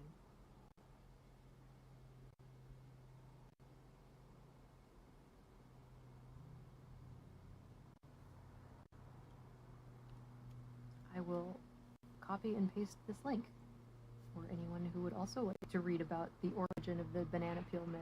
Here you go.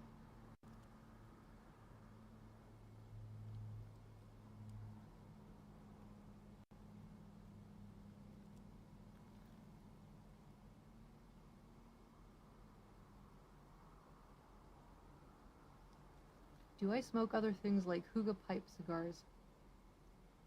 I actually vape a lot, and I prefer the vapes that nobody likes, which are the ones that are shaped like cigarettes. Not this one. This is a cheap piece of shit ego battery, but my favorite vapes are the ones that they are exactly the same size and shape as a cigarette, because they're the only vapes that you can actually hold in your mouth and smoke without having to push fucking buttons and stuff like that. Also, they look like cigarettes, which I think is cool. Unfortunately, they're called cigalikes, that type of vape. They are super unpopular. Nobody likes them. So I keep hoping that there will be some kind of innovation about them at some point, because they're very much neglected right now. And I make my own vape juice also, because buying it is stupid. The ingredients cost nothing. Well, not nothing, but almost nothing. So yeah, that's probably the thing that I smoke the most. And as for hookah, I found a hookah recently. Someone was just giving it away. It's in pretty good condition. And I've been meaning to get shisha for it for a long time, but I have not ordered it yet. So I haven't smoked hookah yet, but I would like to try, and we could do a hookah stream. I would like to do that. So yeah, I've got the hookah. I think it's in working condition. I need to give it a thorough inspection and maybe a more thorough cleaning than I already have given it, but I do have one.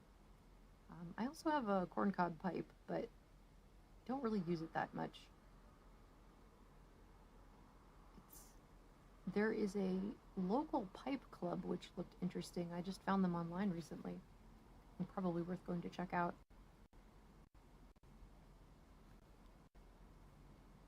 Can I smoke indoors? Not really. I can kind of get away with it if I have, my filter fan there, and I don't smoke a lot, because it would really bother my neighbors, and I don't want to bother my neighbors. But every once in a while, sometimes, sort of. Smoking inside is very luxurious. It's fun to do, but living in a house that is smoked inside of all the time sucks, and it would be very bad for my dog.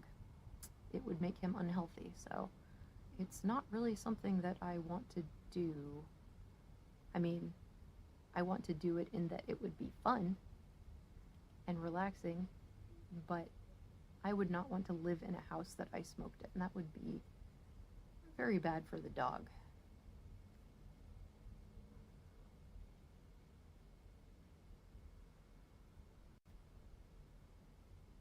You smoke non-filter for 30 years and vapes make you cough?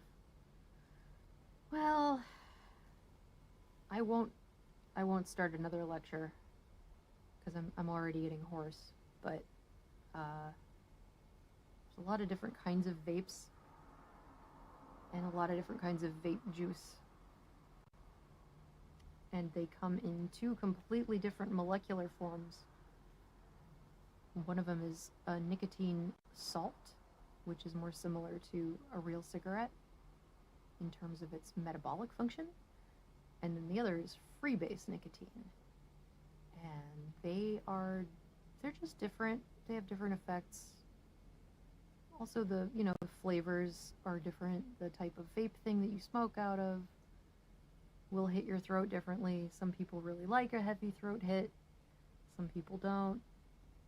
So it could be making you cough for many different reasons.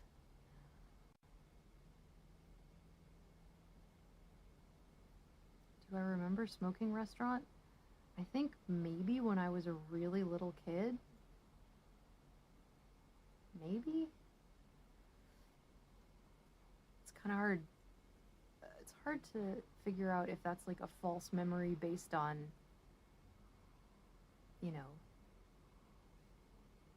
watching TV shows and stuff, or if it was something that I actually experienced. My grandmother was like a chain smoker, but I didn't spend very much time around her. So it wasn't really an influence on me, except that I just thought it was gross. But yeah, my parents were not smokers, would not smoke in a restaurant. Wasn't something that I was around as a kid, which again is good because it really fucks kids up super bad. The research on secondhand smoke for kids is, every time they do more research, they find worse and worse stuff. Like, do not smoke around kids. Don't stand near them when you smoke. Do not smoke in rooms where they are. It's bad. And some kids will have like the worst possible secondhand smoke effects from very minor exposure. So sometimes it can just be like a little bit of smoking and the kid still gets super sick. So yeah, that's luckily not something that I had to deal with when I was a kid, because that probably would have caused a lot of health problems for me. But yeah, I think I remember smoking restaurants, like smoking sections. I think they were outlawed in different states at different times, so probably depending on where you were, smoking restaurants were around longer or shorter, depending on the local laws. So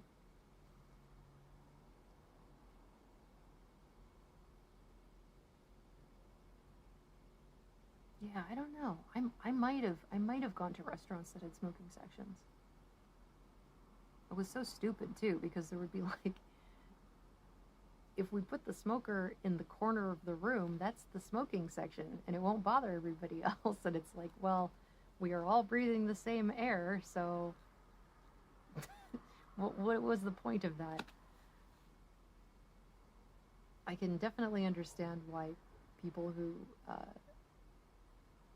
grew up during that era reacted one of two ways about it. Either like really started to like it and got into it because it was all of their formative experiences and emotionally impactful, or they just thought it was the grossest thing ever and never wanted to be near it again.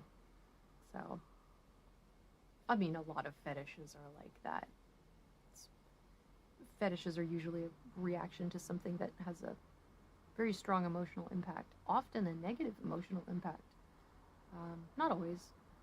Sometimes it's positive experiences, but no, sometimes it's a fear response. It's like your brain goes, oh, this thing scares me a lot. I'm going to deal with that by making it sexy, and then I won't be scared anymore, and I'll be able to process whatever it is about that thing that freaks me out so much. Sometimes fetishes are like that. Not always, but sometimes.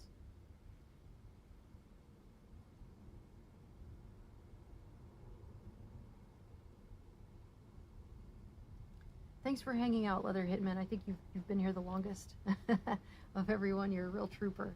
And it is definitely late, even here. And like I said, my voice is getting tired. 'Cause I'm not used to. I'm not a radio DJ at this point. I gotta get back into practice with talking and talking and talking.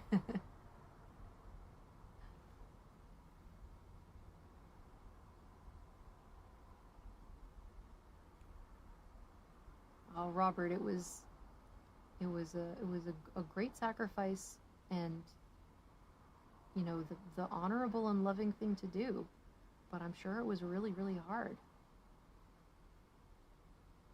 But yeah, that was the right call. I mean, as you know, I don't mean to act like I can approve of your parenting decisions. I'm just trying to, say that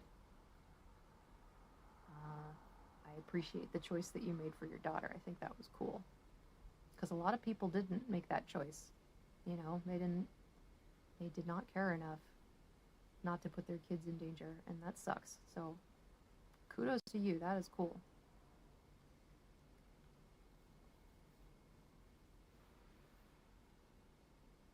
I'm trying to think of like other things about the 90s and people smoking. I don't know if I have any great insights about it. It was just different and weird.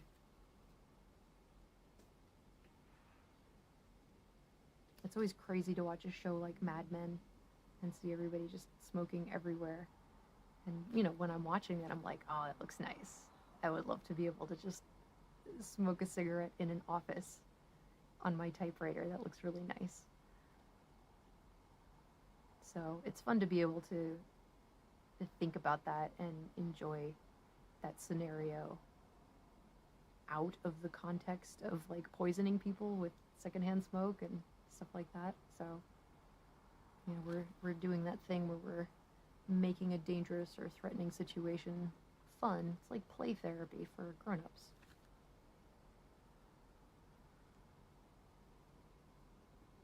She smokes weed every day. Yeah, I think that younger people, you know, including people, I'm not super young, but people who are my age are under the impression that weed is not as dangerous to smoke as tobacco, which is not true. It has just as much tar in it, and it usually is not filtered.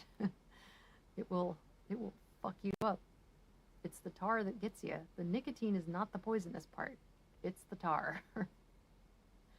In fact, the research they've been doing on vaping has been really interesting because if you buy like a garbage pirate cart from a gas station and vape it, you can definitely poison yourself. But if it's just clean nicotine and vegetable glycerin and propylene glycol, the health effects are pretty difficult to measure unless you have some sort of an allergy. I mean, nicotine itself is pretty similar to caffeine in its effects. If you're not ingesting the tar, which is the carcinogen, it's pretty safe. I mean, they're still studying it, but it's been 10 years at least since vaping has been, I think, measurably large on a population basis, and I don't know, other than the times people got like a shot of vitamin E or something, there have not been cases of lipid pneumonia and stuff like that. So I do wonder about, you can definitely get jaw cancer from chewing tobacco, which does not involve smoking. So there has to be something going on there in terms of just the nicotine exposure itself. But I'm not sure what exactly. It could just be vasoconstriction, localized closing of the blood vessels caused by the nicotine. That may be causing tissue damage that can turn into cancer. But I don't know. I need to read about that. I am not sure. Not sure how it goes. But yeah, I wish people were more careful with smoking weed, because that is not good for your lungs either. It's probably better to get your weed some other way. There's a conception that smoking weed is healthy, which certainly it's a useful medicine, but inhaling smoke is not good for you in any circumstances, unfortunately. But of course, that's one of the things that makes it fun in terms of, you know, fetish content, right? With the number of times I have said fetish in this live stream, I'm curious to see if I get demonetized, or age restricted rather, because I'm not monetized right now. I don't have high enough numbers on my account.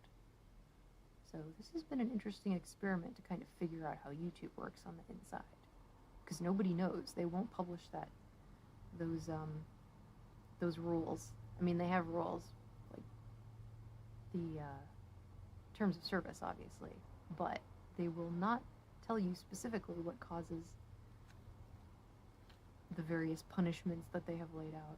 Some people think it has to do with saying certain words at certain times, which is why we have all these stupid self-censorship newspeak type things happening right now, like unalive.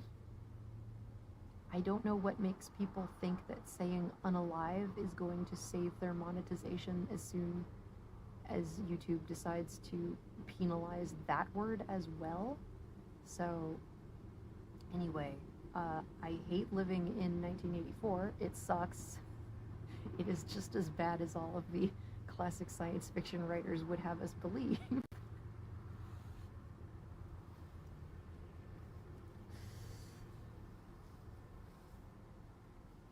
We should not have constructed the torment nexus. It was not a good idea. Anyway, I think I'm going to log off because my throat is tired. I have been talking a lot. And we did our cigarette review, and I didn't like it, so I don't want to smoke another one. It was not a good cigarette. I would rather move on to a different brand next time. So that's what we'll do. I would like to really thank everybody for coming to hang out. I think we had about 10, 15 people at a time, which is really good for the middle of the night, early morning, on a stream that was super duper late, on an account that has, you know, just started out.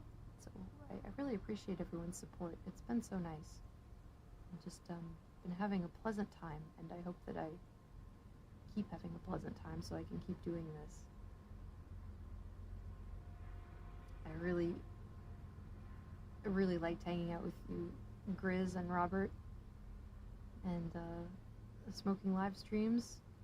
You know, I hope all of you come back and hang out some more if we do another live stream, and, you know, leave some comments about whatever's on your mind on upcoming videos.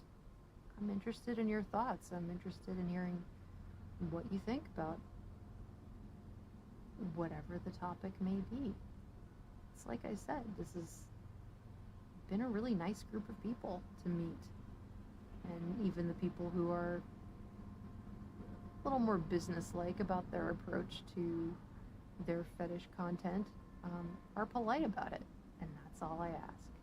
Just be polite about it. And everyone has been. So far. I mean, obviously, there's always some asshole, right? But not so far. Everyone here has been cool. You have no idea how much I appreciate it. I hope everybody has a really great night. I will see you next time.